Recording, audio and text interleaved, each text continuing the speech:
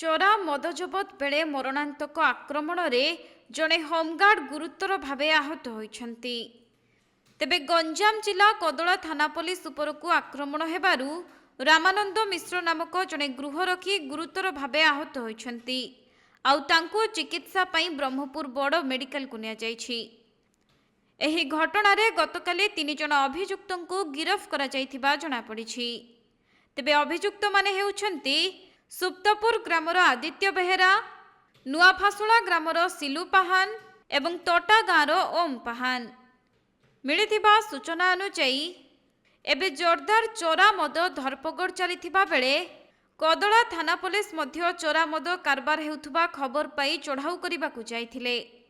ଆଉ ସେଠାରେ ପହଞ୍ଚିବା ପରେ ଅଭିଯୁକ୍ତମାନେ ଅଶ୍ଳୀଳ ଭାଷାରେ ପୋଲିସକୁ ଗାଳିଗୁଲଜ କରିବା ସହ ଅତର୍କିତ ଆକ୍ରମଣ କରି ସେଠାରୁ ଚମ୍ପଟ ମାରିଥିଲେ, ଯେଉଁଥିରେ ଜଣେ ଗୃହରକ୍ଷୀ ଗୁରୁତର ଭାବେ ଆହତ ହେବାରୁ ତାଙ୍କୁ ମେଡିକାଲକୁ ନିଆଯାଇଥିଲା।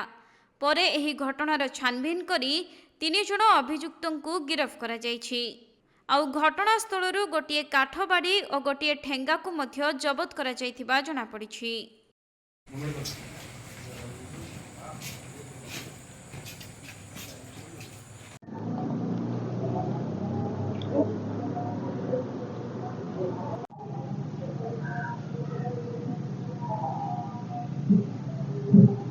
ଗଞ୍ଜାମ ଜିଲ୍ଲାରୁ ଅଜିତ କୁମାର ପଟ୍ଟନାୟକଙ୍କ ରିପୋର୍ଟ, କୋଣାର୍କ ଲାଇଭ୍।